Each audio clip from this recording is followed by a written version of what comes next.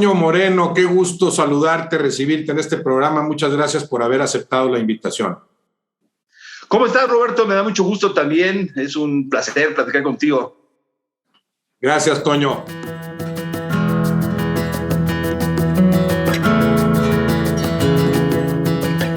Toño, tu práctica del deporte desde niño, ¿cuál fue tu primer contacto con algún balón, con alguna pelota?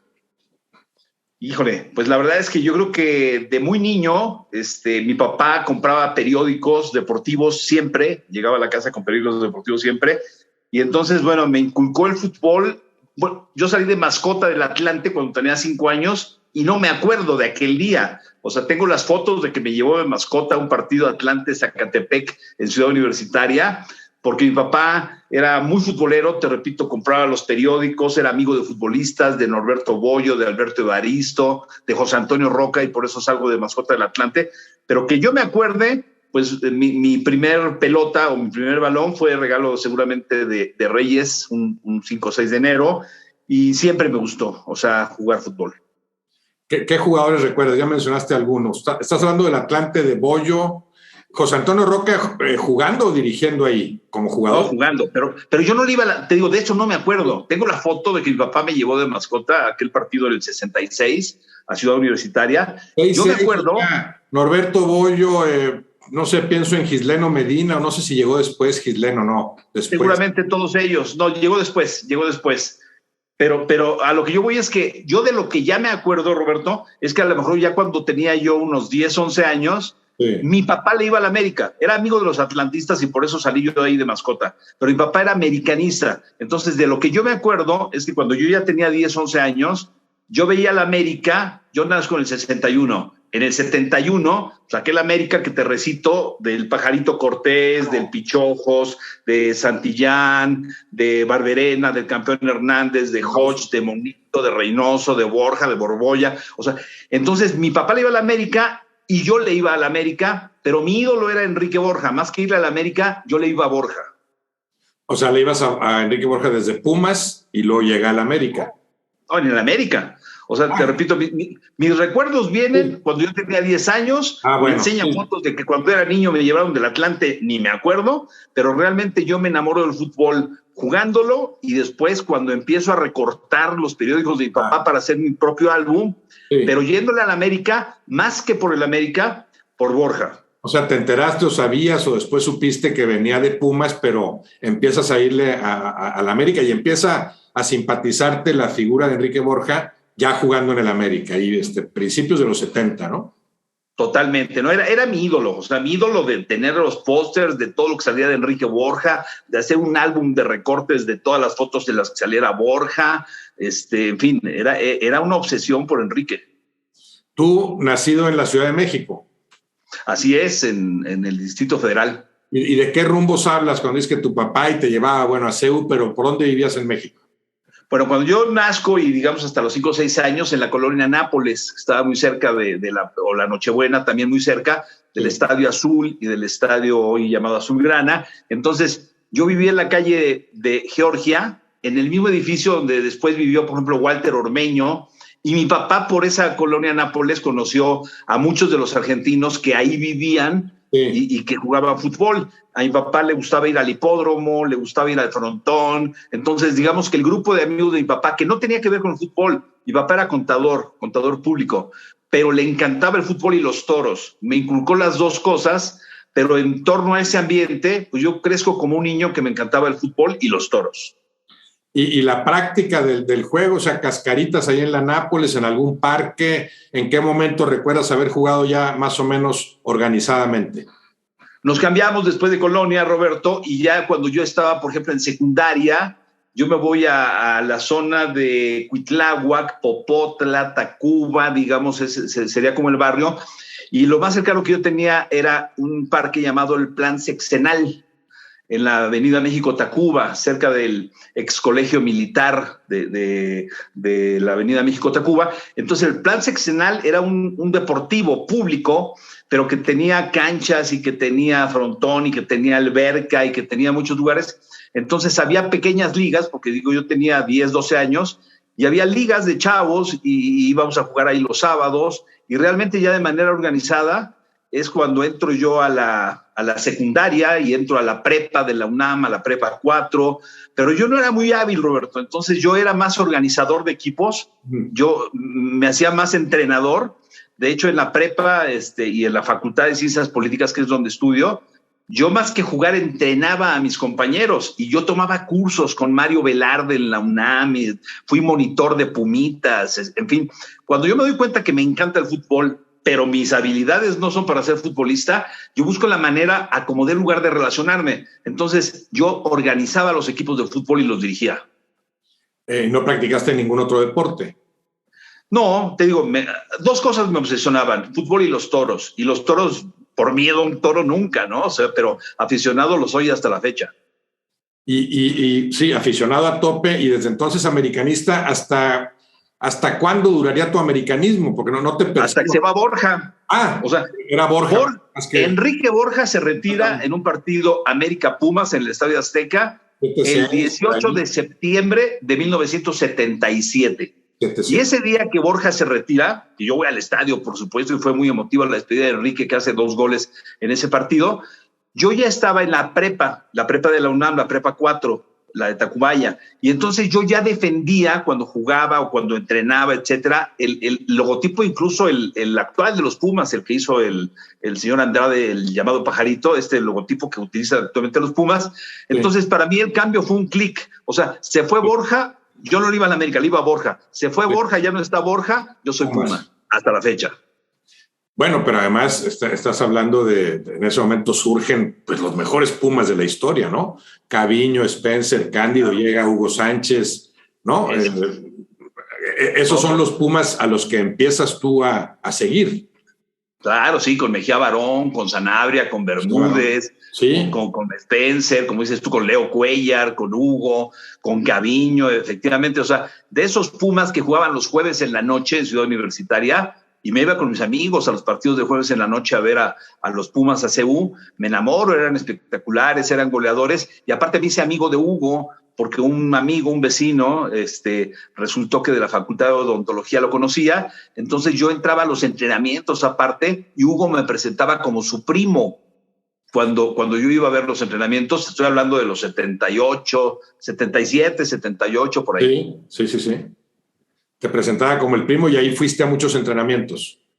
Ahí realmente descubro mi vocación, que después va a ser el periodismo, porque yo de jugar fútbol, de entrenar niños en Pumitas y todo, cuando me hago amigo de Hugo, me familiarizo un poco con lo que es la labor de los periodistas. Yo me sentaba a un lado de la cancha y no sé si conozcas a Luis Hernández, periodista, que le dicen el matador. El Perro Bermúdez le puso el matador a Luis Hernández, el futbolista, porque Luis Hernández, que fue jefe de información muchos años en Televisa Deportes, estuvo con nosotros en TUDN, resulta que Luis Hernández era periodista del Heraldo, y yo me senté alguna vez junto a él y le preguntaba, ¿y tú qué haces? Yo escribo notas de fútbol, o sea, lo que estoy viendo aquí lo vas a escribir, sí, y las entrevistas las vas a publicar, sí, y aparte me voy a ir de gira porque la selección viaja. Y yo decía, bueno, es que este cuate le pagan por hacer lo que si yo ya no fui futbolista, me encantaría hacer. Claro. Y realmente de acompañar a Hugo a los entrenamientos, de conocer a Luis Hernández, el periodista del Heraldo, empiezo a decir, ya sé que voy a estudiar. Entonces yo estaba saliendo realmente del tronco común en la Facultad de Ciencias Políticas y no había decidido qué iba a estudiar, porque la carrera de Ciencias de la Comunicación la escoges hasta el 4º semestre. Sí. Los 3 primeros son tronco común. Entonces yo estudiaba a Carlos Marx y todo este tema de Ciencias Políticas. No sabía si iba a estudiar Ciencia Política o Relaciones Internacionales o Comunicación. Y ahí decido, Comunicación. Comunicación. ¿En la UNAM? ¿Es eso? Claro, sí, en la UNAM, ahí atrás de Rectoría, en la facultad. Sí. Ahí terminas tu carrera de comunicación. No la termino, Roberto. O sea, aquí estoy para decirte las netas. Yo cuando faltaba un año para que terminara la carrera, que además no era tan larga, eran 8 semestres, 4 años, faltando un año para que yo acabara, tengo el chance de entrar a la oficina de prensa de los Pumas, me invita Alfredo Ruiz, y entonces me dice Alfredo, oye, hay una vacante ahorita. Hablo con mis papás, les digo, a ver, me falta un año, pero la vacante a lo mejor se va, decide tú. Y decidí meterme ya a trabajar y nunca volví a la escuela. O sea, me faltó un año para terminar la carrera, esa es la verdad, jamás me he puesto licenciado. Alfredo Ruiz, ¿porque ya lo conocías? ¿O ahí lo Por el conoces fútbol, cuando te invita? por el fútbol, porque yo tomaba los cursos para ser entrenador de los Pumitas y todo esto con Mario Velarde, y Alfredo, que me lleva 1 año de edad, ya estaba más metido en todo eso. Y te estoy hablando de una época en la que yo no sabía todavía a qué me iba a dedicar, si quería ser entrenador, si quería ser periodista, si quería poner una tienda. O sea, realmente mi vocación la descubro yendo a ver los entrenamientos de los Pumas, platicando con el periodista Luis Hernández y convencido por Alfredo Ruiz de que me tenía que meter al departamento de prensa para no desaprovechar la oportunidad. Empecé a trabajar ahí y ya nunca me salí. No, pero además te gustó el fútbol como comunicador, vamos a decir, en la cancha, porque eso lo hiciste muchos años, ¿no? O sea, tu contacto con el fútbol fue en la cancha, no acá en la tribuna y me gusta y quiero escribir de esto o hablar sobre esto, sino a nivel cancha, que después lo hiciste mucho tiempo, ¿no? Ya en televisión. ¿Entras primero a la prensa escrita? O sea, primero haces esto de Pumas y ya en los medios de comunicación abiertos, ¿es primero la prensa escrita o la televisión? No, es radio, fíjate, curiosamente. Radio. Aunque yo te voy a decir que mi primer periódico lo edité a los 10 años, porque yo le vendía a mi papá. Yo tengo una facilidad para hacer dibujos. De hecho, también comencé como caricaturista, Te quiero decir que muy bien. una faceta que la gente no conoce es que yo firmaba Tomose, To de Toño, Moreno, Cermeño, Tomose, y yo empecé a trabajar en noticieros también de Canal 11 sin aparecer yo, haciendo caricaturas. Y cuando empiezo a trabajar en el área de prensa también de los Pumas, seguía haciendo caricaturas para noticieros, pero me invitan de repente a hacer el reporte de lo que habían hecho los Pumas por radio. Entonces, Alfredo Ruiz me conecta también con Raúl Orbañanos y Carlos Albert, que por allá del año 81 tenían un programa de radio en las tardes de 2 a 3, Orbañanos, Albert y usted en el fútbol. Entonces, yo ya había dejado la escuela, ya estaba trabajando con los Pumas en prensa y empiezo a hacer secciones en el programa de Orbañanos y Albert de radio en el 81, y cuando Carlos y Raúl se van al Mundial de España 82, nos encargan su programa, Alfredo y a mí. Se van en 82 al Mundial de España. ¿Hablando con Imevisión? No, era todavía el Canal 13. Canal 13, sí, pero ya era Imevisión empieza el 18 de mayo del 85. Ah, muy bien. Entonces, en el 82 van todavía con Canal 13 y tú participabas con ellos en radio, pero no hacías nada todavía en Canal 13. No, yo en televisión lo que hacía era caricaturas para el Canal 11, para los noticieros políticos. Bueno, pero se da muy pronto ahí tu llegada a Canal 13. Por Raúl Orbañanos y Carlos Albert, por ese conducto es como empiezas a participar en Canal 13.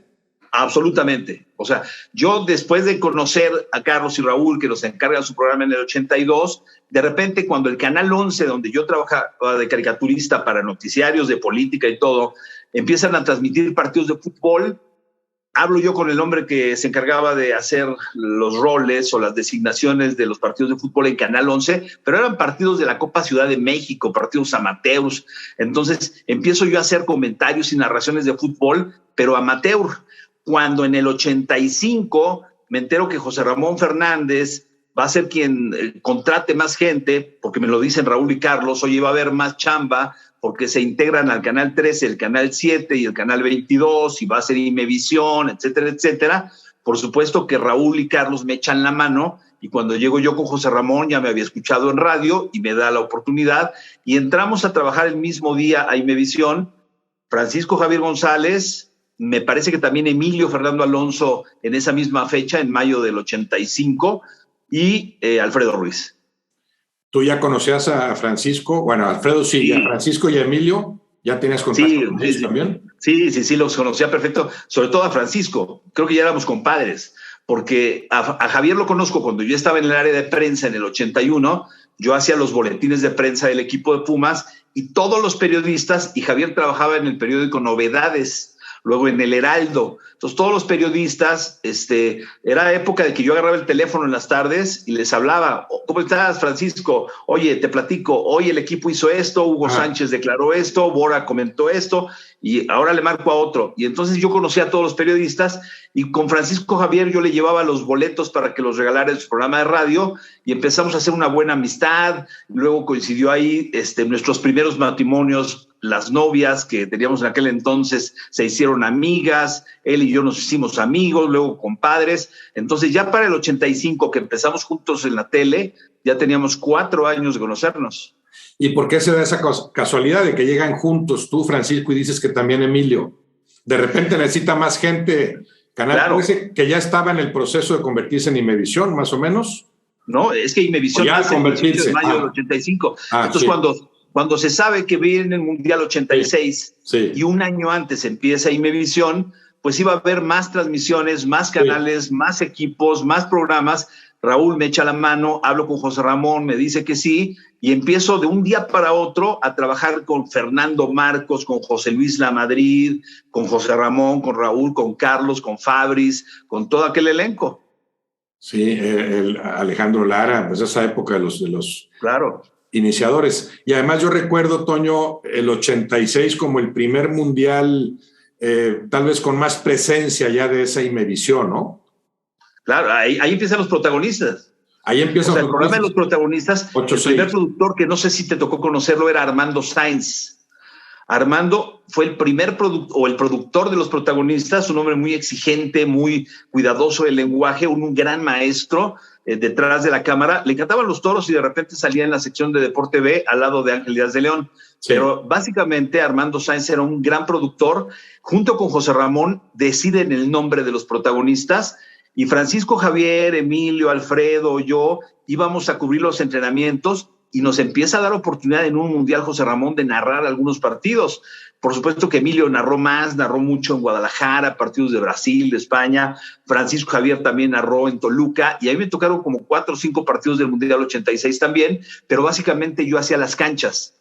Por ejemplo, en la final, los partidos de Maradona, el que entrevistaba a Maradona al final de los partidos era yo. Sí. El día de la final con Argentina-Alemania, el que estaba en la cancha para los enlaces era yo. O sea, pues Ramón me empieza a designar, digamos, a los partidos importantes, pero en cancha. Pero como narrador también, empiezas muy pronto, entonces yo no sabía que era tan pronto, y hasta la fecha, digo, con sus intermitencias, pero has seguido como narrador. ¿Qué era lo que más te gustaba desde el principio? O sea, tú decías, yo quiero narrar. Yo creo que sí, porque además, mira, tengo que decirte que a la par yo tengo una obsesión.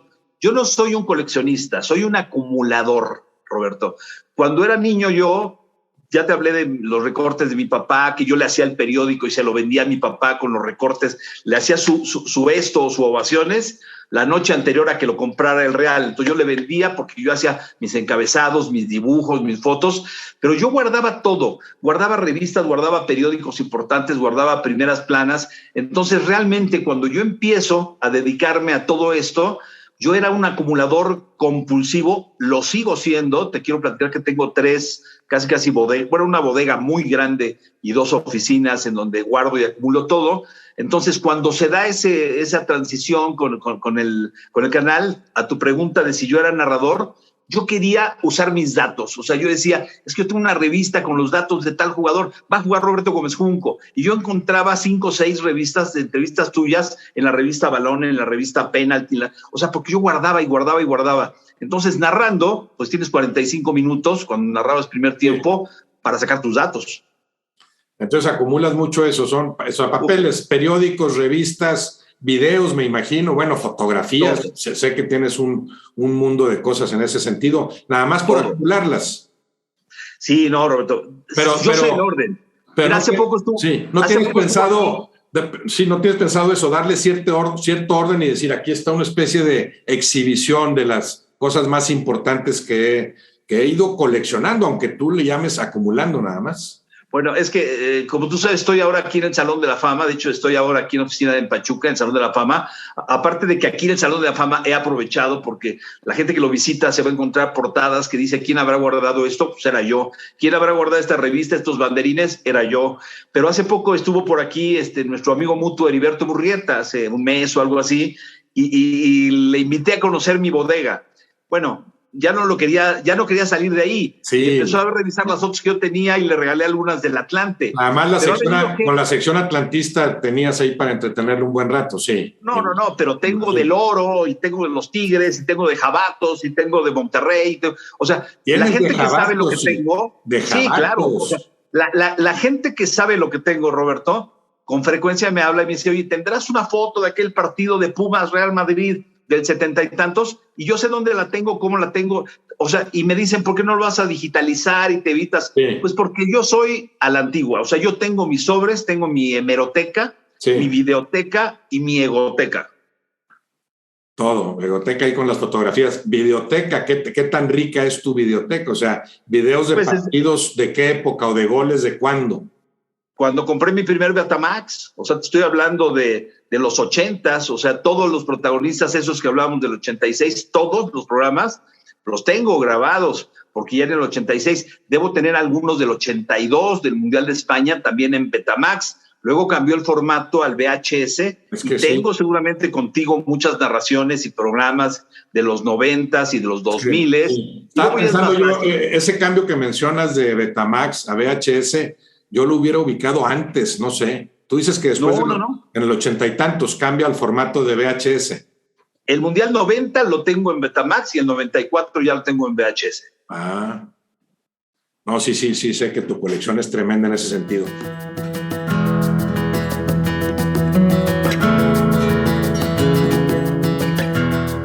Platicamos de lo que haces actualmente, Toño, en el Museo y Salón de la Fama, pero haciendo esto que haces ahora, de cómo empezaste yendo a ver entrenar a los Pumas, tu idolatría por Enrique Borja, ¿qué piensas actualmente en cuanto al fútbol? ¿Por qué provoca todo eso? ¿Qué parte del fútbol te sedujo a ti? Bueno, ya me hablaste del caso de Enrique Borja, pero ¿qué tiene el fútbol para generar en la gente cosas como esas que generó en ti? Bueno, primero la facilidad de jugarlo. Cuando eres niño y hay una pelota, ya es cancha lo que sea. Ya pones de portería 2 suéteres o 2 piedras, o si bien te va 2 pequeños marcos, y si tienes cancha de tierra o lo que sea, o sea, la facilidad para entender que el fútbol es el que meta el gol, gana, ¿no? Entonces, a mí me tocó la época que podías jugarlo en la calle y que decías, aguas, viene un coche, etcétera, etcétera. O sea, crecer con el fútbol y jugándolo en cualquier lado. Ahora, como fenómeno, tengo que recurrir aquí a decirte algo que me pasa y que seguramente tú recuerdas y mucha gente con lo de los cachirules en el 88. Sí, yo ahí dimensiono, porque de repente a mí se me etiquetó, ¿no? Como Toño Moreno, el de los cachirules y el que descubrió. Cuando esta historia, bueno, ya lo hemos platicado algunas otras veces nosotros, el hecho de que pues fue un tema de... con esa obsesión que tengo de revisar y de guardar todo, trabajo periodístico, datos. Entonces, tendría que contestarte que como fenómeno, ese momento a mí me abrió los ojos de dónde estaba parado. O sea, el fútbol no es nada más narrar, ir a los partidos, sino todo lo que encerraba, todos los intereses que lo rodeaban, todas las reacciones del público a favor porque habíamos denunciado o en contra porque nos habían castigado. Yo te diría que nunca mejor que en el 88 entendí el fútbol más allá de lo que era patear la pelota. Y eso, Toño, que no tenía el impacto que tiene ahora. Imagínate lo que ahora representaría no ir a una Copa del Mundo, porque hay un trabajo, en tu caso periodístico, muy bien hecho, pues que exhibió, desnudó el lamentable asunto de los cachirules. Ahora sería todavía peor, pero tú dices que en el 88 te topas con esa realidad, o sea, te das cuenta que el fútbol era mucho más de lo que tú pensabas.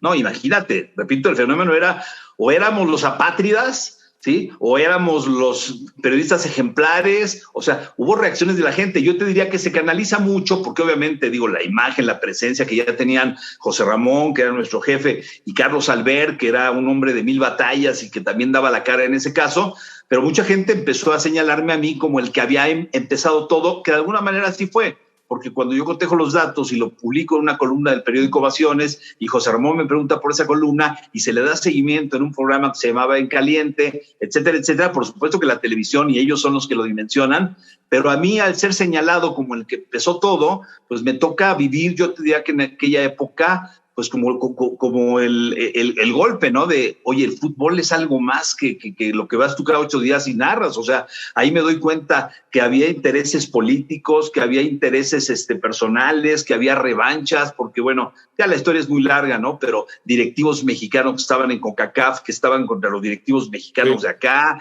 y que si Televisa perdía los derechos, y que, en fin, yo creo que ese tema... pues mucha gente conoce aristas, pero yo puedo decirte que lo conozco casi todo. El tema a fondo. Ahora, me llama la atención, a mí, yo pensaría, Toño, que en el 90 es más o menos cuando arranca En Caliente, o sea, lo que tú descubres es lo que impide ir al 90, ¿no? lo que deja a México eliminar el 90. Entonces lo haces antes, no sé, 89, 88. Sí. ¿Estás seguro que ya era en caliente? ¿Estás seguro que ya había existía el programa o el equivalente de Deporte B? No, el programa se llamaba A la Misma Hora. Era un programa, era una barra. Antecesor de En Caliente, sí. Los lunes estaba Javier Solórzano, los martes estaba Flor Berenguer, los miércoles estaba José Ramón, los jueves estaba Aura, con el Wiri Wiri, con Bustamante. Entonces, era una barra nocturna y el día que le tocaba a José Ramón es cuando sacamos el caso. Ese mismo programa después se convirtió en el nocturno de los lunes en Caliente. Sí, eso sí lo recuerdo, porque En Caliente yo lo ubicaría...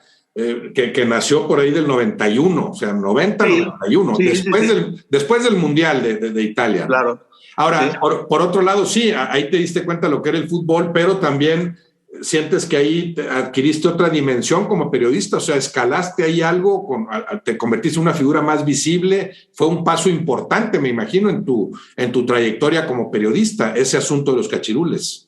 Digamos que me etiquetó, Roberto. O sea, repito, era Toño Moreno, el de los cachirules. Y bueno, a partir de ahí, todo tipo de polémica que quieras, ¿no? O sea, la gente que, repito, te cuestionaba o que te aplaudía, pero Toño Moreno, el de los cachirules, no me lo quité durante muchos años. Ahora me tocó, Toño, bueno, estar contigo ahí, ya era TV Azteca, o yo llego al momento que está la transición y Imevisión TV Azteca, ahí por el 93-94. Y veo cómo tú te sigues posicionando como comentarista, o sea, fue ahí sostenido tu crecimiento, ¿no? ¿Hasta qué momento dirías? Y después, ¿por qué decides dejar el comentario deportivo para irte a Pachuca?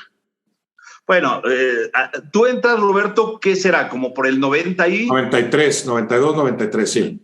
Que nos tocaron muchos partidos porque del 92-93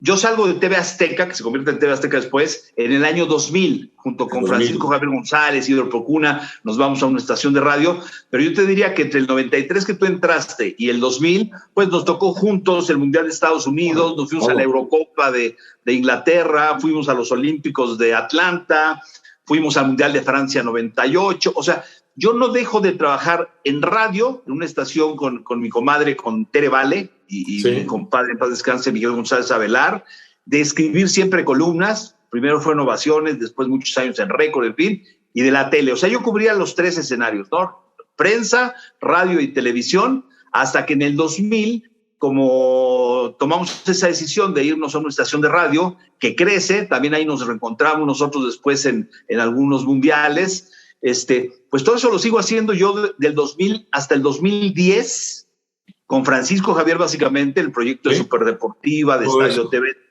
todo eso, hasta el 2010 que tomo la decisión de dejarlo. Y bueno, y lo tomas en pleno crecimiento, y ese proyecto lo conozco y con sus dando tumbos y cambiando de lugares, pero es mérito tremendo ahí el de Francisco, y tú lo acompañaste mucho tiempo, y Juan Carlos Rodríguez, ¿no? Con lo que, en lo que terminó, que no sé si ellos se imaginaban que llegaría a tales niveles, pero te tocó todo ese tiempo, ¿no? También de incertidumbre, de cambiar de un medio a otro, pero también de ser parte del fortalecimiento de ese producto, de esa barra deportiva, ¿no? Pues es que yo creo que si me preguntaras que a lo largo de mi vida, ya tengo 60 años, 4 o 5 decisiones importantes, digo, aparte de las personales, de matrimonio, lo que tú quieras, pero me parece que hay momentos clave en la vida de los comunicadores, y yo tuve varios de esos momentos. Uno fue dejar cierta solidez que ya tenía, antigüedad de 15 años con José Ramón, para irme al tema de la radio. Y después, en el 2010, dejar todo lo de los medios para venir a un proyecto con el que también, por esa historia que ya te platiqué de datos, de acumular, o sea, generar un proyecto que siempre me hubiera gustado que existiera y no existía, y encontrar a alguien que lo iba a hacer, me hizo dejar los medios para tomarlo del Salón de la Fama. Eso es lo que te seducía principalmente, el Salón de la Fama. O sea, ahí puedo volcar todo lo que he acumulado, ¿verdad? Y por esa vía también me encontraré muchas otras cosas. Pero no lo planeas, Roberto. Yo le doy gracias a la vida porque alguien nos marca el destino, ¿eh? O sea, yo estoy convencido, seguro de eso. Tarde o temprano te ubican donde debía ser. Por algo pasan las cosas, por algo ciertos cambios no se dan, por algo otros sí se dan. Sí. Y me parece que yo soy muy agradecido con la vida porque primero ya te platiqué el por qué me metí a este tema de vivir de mi pasión. dedicarme al fútbol sin ser futbolista. Y luego lo del Salón de la Fama, pues sí, en las secciones que yo tenía en televisión, yo inventaba mi Salón de la Fama. En el periódico tenía columnas y yo inventaba mi Salón de la Fama y decía, hoy se cumplen años porque Nacho Treyes hizo esto y tal estadio se inauguró. Y en la televisión, también en los programas de televisión, cada semana yo ponía un cuadrito ahí casi artesanal. Ahora la imagen de Jesús del Muro, ahora la imagen de Aarón Padilla. O sea, y entonces todo eso que era pensar en un Salón de la Fama que no existía, se materializa en el 2011. 2011, pero tú ya tenías ahí rato trabajando. O sea, tú ya cumpliste 11 años ya con el grupo Pachuca, con Jesús Martínez. Así es. 11 años, pero además también de pleno crecimiento de los distintos proyectos, del Salón de la Fama, del museo. ¿Lo más ambicioso es el Salón de la Fama? ¿Es lo que más te atrae de todo ese proyecto, el Salón de la Fama? Bueno, es que realmente no había nada. Y yo te diría que como unidad de negocio, cuando yo le platico a Jesús Martínez el tema de que por qué no la cuna del fútbol mexicano, yo veía que Jesús inauguraba todo, ¿no? O sea, mientras fui con muchos directivos que ponían la primera piedra, Jesús ponía las últimas. O sea, decía, vamos a inaugurar el hotel, vamos a inaugurar la Tuzoplaza, vamos a inaugurar la universidad, vamos a inaugurar la ampliación del estadio, Y yo decía, este es el hombre. Y resulta que él también siempre pensó que el fútbol mexicano necesitaba un Salón de la Fama. Nos juntamos un día, platicamos, pero yo pensaba el Salón de la Fama, un cuarto por ahí, un edificio, qué sé yo, con cuadros, bustos, en fin, con homenaje a los fútbol. Y Jesús en grande, no, el balón más grande del mundo, que no sea nacional, que sea internacional. Entonces, bueno, dije, de aquí soy, hablé con Francisco, hablé con Juan Carlos, les dije, la verdad es que yo creo que este proyecto va en serio, tan en serio que Jesús me dice que me vaya a vivir a Pachuca y yo ya no puedo combinar las dos cosas. Salón de la Fama, que ya es reconocido como el Salón de la Fama del fútbol mexicano. Y sé que abarca también personalidades del mundo del fútbol, ¿no? De los que ya forman parte de ese Salón de la Fama. Pero para que eso suceda, Toño, ¿se necesita algún aval de la Federación Mexicana de Fútbol? ¿O es nada más yo me aviento, aquí está mi salón y aquí tengo lo que nadie más tiene y ya? Así se fue vendiendo el producto o posicionando. No. A ver, en su momento Jesús, cuando ya vino en serio, cuando dijimos, a ver, materialmente cómo va a ser, en dónde va a ser, cómo va a estar, qué le vamos a meter, Jesús habló con Justino Compeán, que era el presidente de la Federación Mexicana de Fútbol, y dijo, oye, yo quiero hacerlo, yo voy a invertir, yo tengo el lugar, y vamos a que nos lo reconozca la FIFA. Y en un viaje a Zúrich, con Joseph Blatter, que en ese momento el presidente de la FIFA, se le presentó el proyecto y dijo, ¿cuánto cuesta? ¿O por qué nosotros? Dijo, no, usted no va a poner nada, queremos que sea el presidente honorario, el presidente de FIFA. Adelante. Bueno, todo eso quedó grabado ahí en un video. Un año después se le invita a Blatter a que venga y él lo inaugura con el presidente de México, entonces Felipe Calderón. Entonces nosotros, no es el Salón de la Fama de la FIFA, pero tiene el aval de la FIFA. Actualmente Gianni Infantino, yo tengo contacto con la gente de Zúrich, de FIFA, y nos manda un video o un mensaje después de cada evento. Lamentablemente se cruzó la pandemia, pero yo te diría que ya los periodistas son 105 periodistas de 35 países y que la última votación presencial incluso la habíamos hecho en Madrid. A Madrid fueron los periodistas internacionales, estuvimos todo un día con Florentino Pérez en el Real Madrid, otro con Miguel Ángel Gil en el Wanda y el Atlético, la votación fue en la embajada, o sea, la trascendencia del salón ya va a 35 países y a este lugar han venido a recibir su premio ya, pues qué te digo, Cafú, Rivelino, Ronaldo, Vicente del Bosque, Varesi, Gullit, Mateus, aparte de, por supuesto, las figuras nacionales.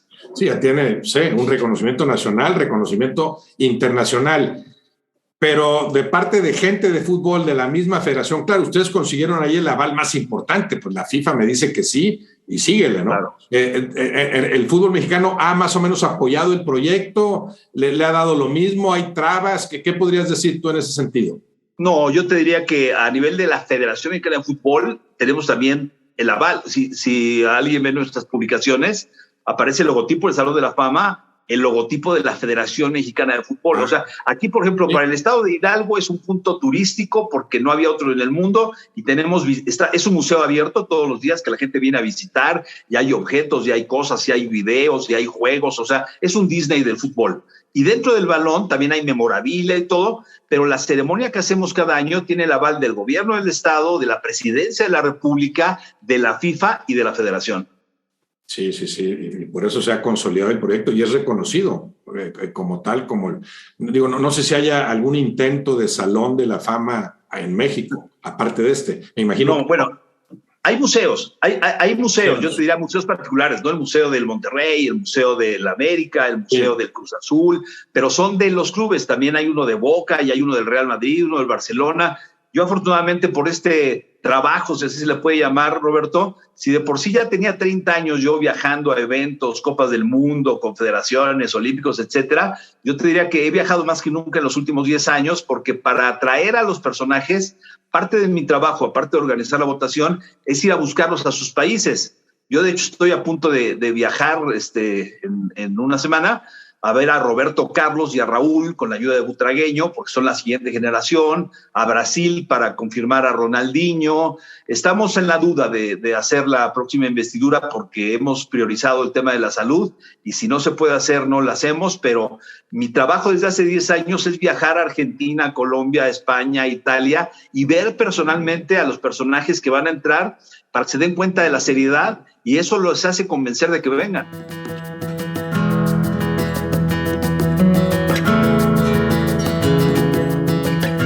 ¿Y qué similitudes verías, Toño, tú que has desempeñado distintos roles, ¿no?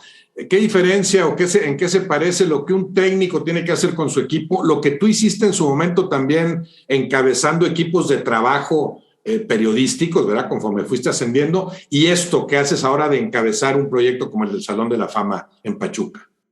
Bueno, es que yo creo que en la vida en general todo el mundo tenemos roles, ¿no? Hay quienes son líderes, hay quienes trabajan para el líder. Me parece que, bueno, en la vida, en el fútbol, del comentarista, del futbolista o del periodista o del director del Salón de la Fama, etcétera, etcétera, yo creo que primero es el trabajo en equipo. O sea, si no trabajas en equipo, si no te pones la playera de tu empresa como comunicador o como jugador o como periodista o como Salón de la Fama, etcétera, etcétera, yo creo que el fútbol te da muchas bases para entender esos roles, ¿no? Que hay alguien al que tienes que obedecer, que hay un equipo con el que tienes que trabajar, que tú solo no puedes hacer todas las cosas. Y me parece que eso te lo va enseñando la vida y el fútbol, ¿no? A mí me queda eso muy claro porque de repente siento... Yo he vuelto otra vez, aparte, Roberto, después de que en el 2011 dije gracias, Francisco Javier me hizo una despedida. De hecho, un grupo de amigos, entre los que estás tú, por supuesto, muy queridos, nos reuníamos y yo les hablaba ya como yo fui comentarista, pero ya no lo soy.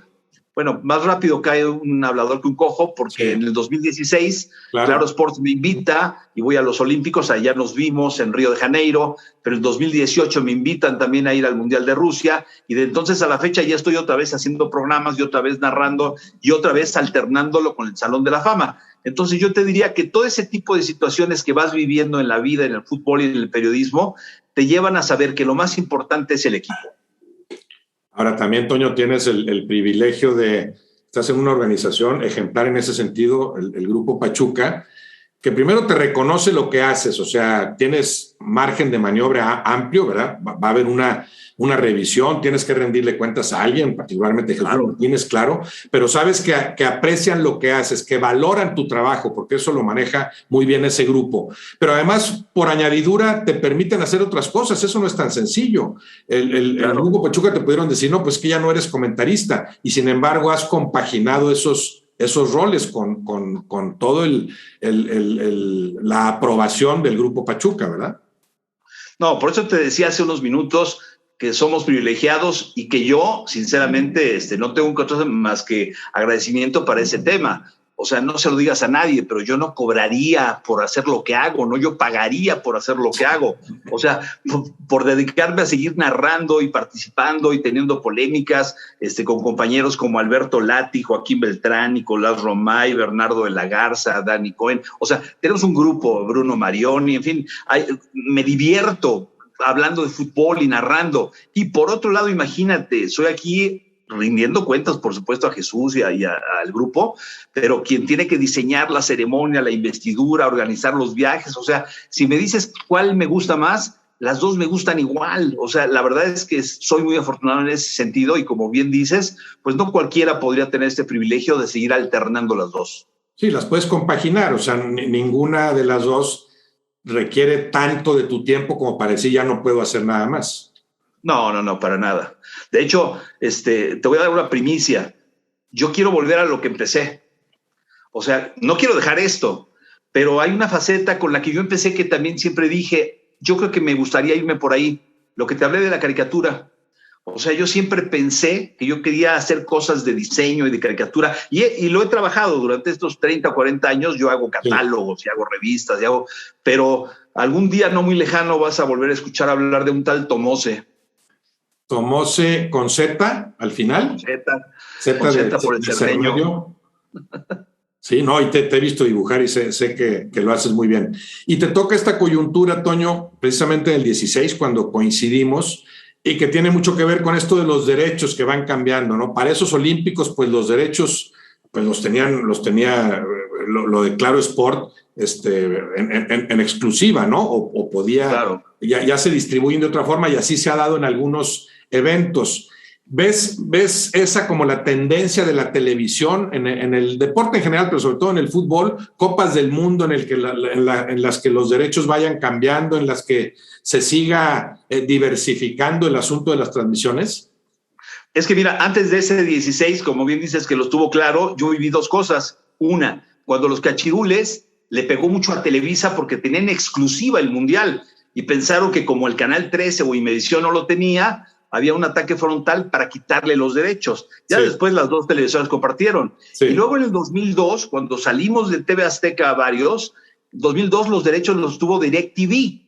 Entonces, del Mundial completo, ¿no? Porque, por supuesto, los partidos de México, pero había una reducida cantidad para las televisoras abiertas, pero todo el Mundial en exclusiva. Me toqué con Francisco Javier, con Alberto Guerra, con el ruso Brailovsky, con Roberto Hernández Jr., o sea, con un equipo que fuimos a transmitir una copa diferente, porque la gente dijo, o sea, tengo que pagarle, en ese caso era DirecTV, a una empresa por ver los partidos. Entonces yo te diría que ahí es el primer parteaguas hablando de Copas del Mundo. Y ahora lo declaro, que tuvo los de Río en 16, que tuvo ahora los del 20 o 21 ya en Tokio, y tiene los del 24 en París. Ya se compartieron estos últimos, o sea, también con horas restringidas, pero se compartieron. Pero me ha tocado, o nos ha tocado, Roberto, por la generación, ver todas estas plataformas que no existían, porque tú no podías ver un mundial o unos Juegos Olímpicos o qué sé yo, en tu teléfono, en tu dispositivo, en la computadora. Y bueno, todo eso no sucedió, por ejemplo, ni siquiera cuando DirecTV. O sea, no había todavía los dispositivos para verlo así. Entonces nos ha tocado, a mí me tocó hablar un reporte del entrenamiento de un teléfono de monedas en la calle, o mandar fax, y situaciones que hoy en día se reiría cualquiera. O ir a grabar una entrevista con alguien y buscar después una oficina o un camión para hacer mi envío de material, cuando actualmente yo puedo grabar con mi teléfono en una entrevista y mandarla en ese momento directamente al canal de televisión. O sea, ¿qué nos espera? No lo sé. Pero a tu pregunta concretamente, ¿qué pienso? Bueno, la diversificación de medios, de tecnología y de derechos, del negocio también, se ha movido demasiado rápido. Sí, y ahora se reparte mejor estos eventos que mencionas. Me imagino que en gran parte aprendiendo de esa experiencia del 2002, porque si mal no recuerdo, pues fue un fracaso en términos económicos eso de DirecTV, ¿no? En 2002. O tú dime si me equivoco. O sea, era un pool, ¿eh? Después ya el que tiene los derechos, pues entiende a lo mejor que hay que repartirlos de otra forma. O sea, hacerlo rentable, ¿no? Claro. Tú te vas a acordar también de una empresa que duró poco, PCN. Que transmitía la Copa Libertadores. Sí. Es cierto, sí. Y también, o sea, ahora tengo la Libertadores y solamente yo la tengo. Le tocó la etapa de Cruz Azul en la final aquella contra Boca, que fuimos incluso también a narrarla. Y ahí en PCN estuvo Francisco Javier, estuvo Ciro Procuna. Pero fue también un tema de pagaron mucho por los derechos, no lo recuperaron y desapareció. Y sí, la tendencia tendrá que ser esa, ¿no? Diversificarse. Y esto de la pandemia, Toño, bueno, que tú lo has sentido con el Salón de la Fama, el museo, lo que manejas ahí, el impacto tremendo dentro y, bueno, sobre todo fuera del fútbol, mucho más lamentable, ¿no? Pero en términos del fútbol hay un tremendo impacto para el negocio. ¿Sientes que ya se está revitalizando y que va a volver a la normalidad en cierto tiempo? ¿Es lo que visualizas? Pues yo creo que falta todavía, Roberto. O sea, me duele decirlo porque ya pasó 1 año y medio, pero de que estamos igual que antes, no. Por supuesto que no. Me parece que la tendencia es a seguir esperando a que todo vuelva a su normalidad.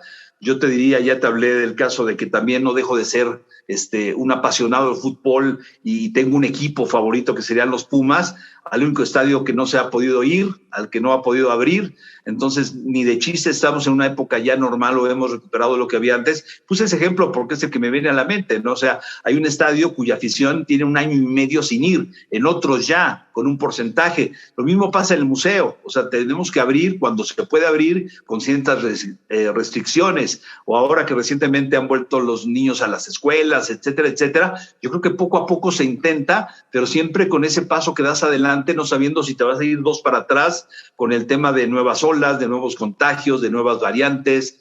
Entonces, lamentablemente, yo no veo que esto esté ya al final del camino. Creo que poco a poco vamos avanzando, pero no lo veo cerca. Te repito, por poner el ejemplo, el año pasado no hicimos la ceremonia de investidura en el Salón de la Fama por ese tema, y ahora mismo, en estos días, en estas horas, yo he estado haciendo contactos, pues porque México está señalado con un semáforo, un color rojo, que le da miedo a algunos visitantes el pensar en acercarse. No, y estás en el Grupo Pachuca, que es de los que mejor maneja el fútbol como negocio, ¿no? Yo pienso que si esto golpea al Grupo Pachuca, claro, hay otros equipos que tienen a grandes empresas atrás de ellos, pero si no encuentra el Grupo Pachuca cómo estabilizar la cosa, pues entonces va a desaparecer el fútbol en México, no lo van a encontrar otros 12 equipos, ¿no? Porque se ha distinguido eso al Grupo Pachuca, o sea, el ofrecer un buen producto que es el equipo, mi equipo así juega y ahí está y es competitivo y voy por el título Pachuca o León, pero también lo hago negocio, lo hago rentable, o sea, se puede ganar dinero en el fútbol. Sí, bueno, yo te escuché una entrevista muy interesante con Jesús Martínez y aquí yo te diría que el tema que la gente dice, bueno, ¿cómo en esta época Jesús Martínez o Grupo Pachuca compró el Estadio de León?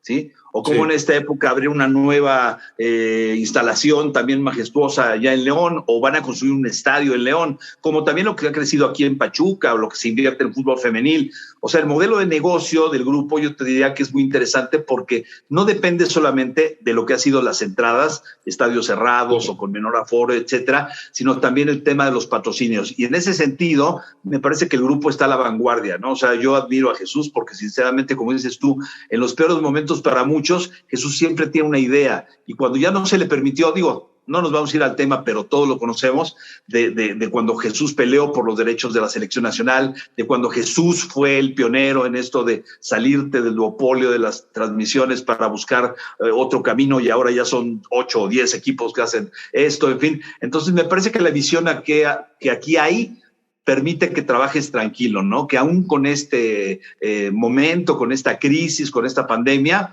sabemos que vamos para adelante.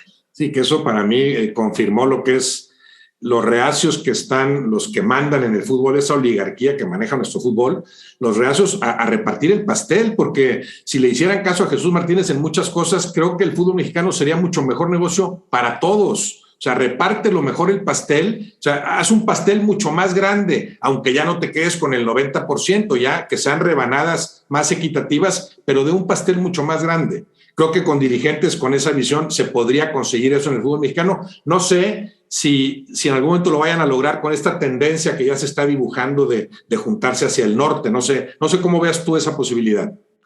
Pues mira, yo te puedo decir, hablando de Jesús, que otra de las cosas de las que fui afortunado o soy afortunado es cuando yo empecé, te platiqué que empecé con los Pumas y conocí a un directivo, el ingeniero Guillermo Aguilar Álvarez. Él era mi jefe y con él trabajé 3 años ahí en Pumas. Yo decía, es que si este hombre manejara la federación, sí. Y a lo mejor no se acuerdan muchos, la manejó un tiempo, pero creo que fueron semanas, porque vino un tema ahí de el juricazo, no sé cómo le llamaron, cuando hubo un tema de destitución al ingeniero Aguilar Álvarez, lo llamaron non grato, etcétera. Sí. Me imagino, no lo sé, pero ya era, en ese momento era Televisa controlando al fútbol, como ahora, claro. Ahora ni siquiera son las 2 televisoras, encabezan a quienes manejan el fútbol, las 2 televisoras, ¿no? Sí. No, me parece que el fútbol, por eso te decía que navegar con el tema de que el fútbol nada más es lo que ves en la cancha no es cierto. O sea, ese es el momento en las 2 horas que es el deporte, que es lo lúdico, que es lo que nos gusta, lo que nos une, lo que nos emociona, lo que mete al público, pero es una industria de la pasión, es una industria de los sentimientos, es una industria, es un negocio, es una cuestión multimillonaria, los derechos internacionales, las copas del mundo, las transmisiones, los patrocinadores, todo lo que hay en juego.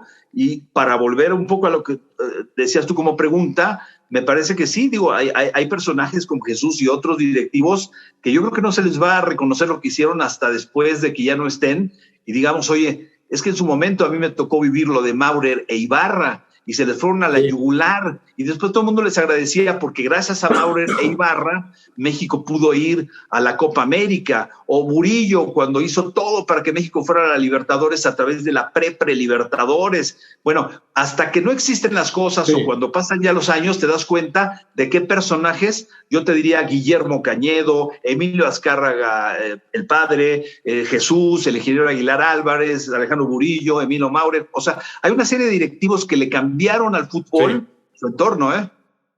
Yo imagino que muchos sí reconocerán, particularmente en el caso de Emilio Maurer, que los equipos no tendrían los ingresos que siguen teniendo vía la televisión si no fuera por él. Que ese fue parte del problema, del enfrentamiento con el poder. Ahora resulta que los equipos quieren cobrar cuando la televisión se beneficiaba exclusivamente. Tiene que haber un beneficio recíproco. Después con lo que te va marcando el mercado también, ¿no? Que ya ahora la tendencia parece ser otra vez, pues ya no te puedo pagar tanto, ¿no? Entonces se van soltando a los equipos. Así, no, bueno, yo el otro día veía fotos de esa hemeroteca que tengo, te decía y todo, que decías, como en el Mundial México 70, el Mundial de la FIFA, el Mundial, veías la publicidad del Estadio Azteca que era Zapatos Canadá y la palería Sekiguchi. O sea, vaya, cuando la inocencia del tema de que, bueno, es que los patrocinios son los que, como ya estaba pintado el estadio, así se quedaba, y dices, caray, todo lo que cambió. ¿Cuál es ahorita que hablabas del fútbol de aquella época, cuando tú empiezas a verlo o ya a entenderlo, a vivirlo más de cerca, ¿con qué narradores te quedarías? Dime 3 o 4 narradores o los que tú quieras, narradores de fútbol. Uno, déjame decirte uno porque a mí me marca como nos marca a muchos, Ángel Fernández. Si yo le iba a Borja, la época de Borja, es más, si a Ángel le tocaba radio, yo lo escuchaba en lugar de verlo. O sea, Ángel Fernández me llevaba al partido en otra dimensión. Si era en televisión, por supuesto, podía ver el partido, pero si era jueves en la noche y en mi casa había 1 o 2 teles, o a lo mejor ni lo pasaban, yo ponía el radio en mi cuarto, apagaba la luz y escuchaba la transmisión con Ángel Fernández, Fernando Luengas, los comentarios de González Escopeta. Entonces, Ángel Fernández para mí me marca como narrador. Bueno, y me imagino que sobre todo en radio, porque simplemente era otro partido, ¿no? O sea, claro. Ángel Fernández, lo que veías en televisión, a veces sí podía haber cierta discrepancia, sí, pues el juego no sirve mucho, pero la narración es maravillosa, y después entiendes que era una forma de vestir el producto, ¿no? Pero en radio, pues es nada más, estoy escuchando lo que me dice, entonces te cuento otra historia normalmente mucho más entretenida, me imagino. Pero además, Roberto, ya que entras al tema de las voces y los comunicadores, imagínate para mi generación, los que nos ha tocado haber trabajado después, años después en radio con Ángel Fernández, o haberlo hecho con Fernando Marcos, con Raúl Ormañanos, con José Ramón Fernández, con el Perro Bermúdez, ahora con Cristian Martinoli. O sea, yo te diría que te podría decir que de alguna manera me ha tocado trabajar con Emilio, con Javier, contigo. O sea, yo te diría que te abro un abanico y empiezo a jalar nombres a mi cabeza y digo, con él trabajé, con él aquí, con él allá. O sea, un privilegio. ¿Y cómo ves la tendencia en ese sentido también? Los nuevos narradores, los nuevos comentaristas, el periodismo futbolero, en particular en México, en donde cada vez hay más espacios. Y yo en lo particular siento que eso ha hecho también que se rebaje en cierta forma el requisito para tener un micrófono o una pluma. Hay de todo, Roberto, como en todos los tiempos. Cuando nada más había radio, seguramente había buenos, malos y peores, y después nada más con la televisión blanco y negro y a color, y ahora con las plataformas.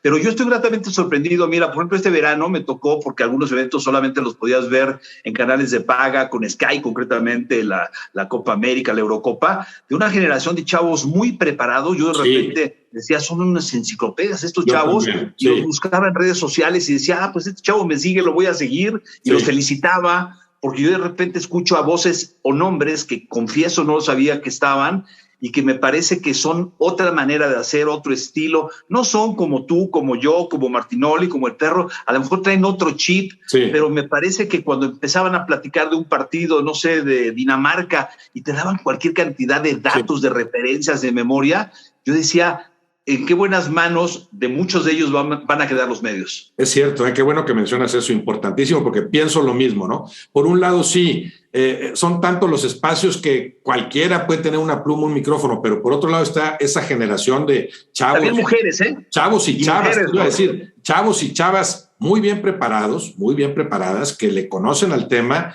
que se meten a fondo, que tienen otra visión, que dominan forma y fondo. En ese sentido también creo que si en esa generación muy bien preparada descansar el futuro del comentario futbolero estaría muy bien, ¿no? Pero por otro lado sí se da al proliferar los espacios, a lo mejor es inevitable, ¿no? Que digas, no, pues tú agarra un micrófono, tú aquí está la pluma, y lo importante ya es después la responsabilidad que cada quien asume. Pero es cierto, lo comparto plenamente. A mí también me impresionan chavos que digo, ¿a qué horas está viendo tanto fútbol este chavo para conocer tantas cosas de los distintos equipos en México, en Europa, en todo el mundo?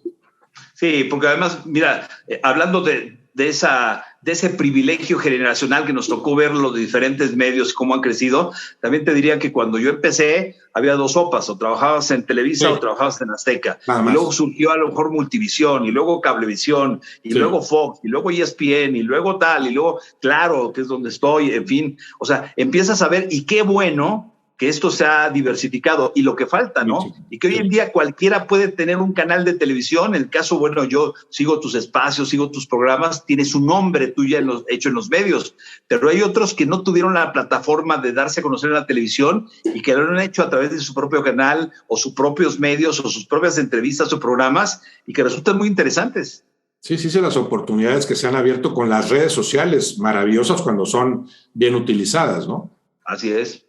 Y sigues, Toño, acumulando, por remitirme al término que tú utilizaste. Yo sí te veo como coleccionista. Tú dices que acumulas. ¿Sigues acumulando? ¿Vas a un partido? ¿Recortas todavía un periódico? ¿Sigues abonándole a ese material, llenando las bodegas que tienes?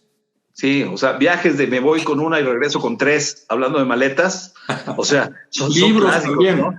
Libros. O lo que haya. O sea, yo entro a una sala de prensa y digo, este boletín me sirve, esto también, esta librería, esto lo quiero, o sea, mi obsesión, te diría, por tener, pero ya cuando dices, bueno, junté 5 años, junté 10 años, junté 20 años, ya tengo 40 y tantos, o sea, acumulando. Afortunadamente, te repito, sé cómo está, tengo gente que sabe dónde está y cómo está, y siempre lo pongo a las órdenes de amigos que saben que tengo todo esto, pues para aprovecharlo, ¿no? O sea, yo grababa mis programas de radio en cassettes, pero no grababa 1 o 2, grababa todo el año. Entonces tenía una caja del 90 y tantos y otra. Entonces, cuando ya te das cuenta, que además yo estoy en segundo matrimonio, tú conoces a Silvia, mi esposa, pues la amenaza siempre, si te portas mal, es te voy a quemar tu cuarto, ¿no? Y dices, no, ahí va mi vida. Te portas bien, sí. Toño, sé que tú que estás en el Grupo Pachuca, sé lo que implica. Acaba de llegar ahí a jugar mi sobrina Natalia. Sí, claro, Natalia. Sé cómo trabaja el Pachuca. ¿Qué me dirías del fútbol femenil en México y de lo que en ese sentido proyecta el Grupo Pachuca? ¿Qué hace bien Pachuca en el fútbol femenil? Bueno, primero creo que darle su lugar al fútbol femenil, así como hay un pabellón que es un centro de entrenamiento y con vestidores individualizados y con servicios médicos, etcétera, etcétera, para el sector varonil, digamos que fue único, que venía aquí la gente, vino Baresi de Milán y dijo, esto no lo tiene el Milán, etcétera. Cuando empezó el fútbol femenil, y ahí el mérito, pues Jesús lo tomó con mucha seriedad, y con Enrique Bonilla, y cuando empezó todo este proyecto, me parece que lo asumió con mucha responsabilidad el grupo, ¿no? Ahora acaban de cambiar de entrenadora, estaba una española, ahora ya quedó Correa, pero yo te diría que las comodidades que tienen las jugadoras para trabajar, sus canchas propias, sus instalaciones, los viajes que hacen, etcétera, creo que se maneja muy bien aquí. No, y me lo ha dicho Natalia, sí, impresionada con ese manejo diferente y tan profesional, ¿no? Que ojalá existiera en todos los equipos varoniles y femeniles. Totalmente. Toño Moreno, te lo agradezco de veras, qué gusto como siempre platicar contigo, a ver en qué próximo evento y en qué parte del mundo coincidimos pronto. No, caray, Roberto, hasta que se me hizo. soy un fan de tus programas, de tus espacios, de tus columnas, de tu manera de ver el fútbol, de las lecturas que compartes, de tus secciones, a veces mezclando también esa ironía que me encanta. Entonces, pues ojalá sea pronto ese encuentro. Ojalá, Toño, te lo agradezco de veras y te mando un abrazo. Igualmente, Roberto, y ya nos encontraremos.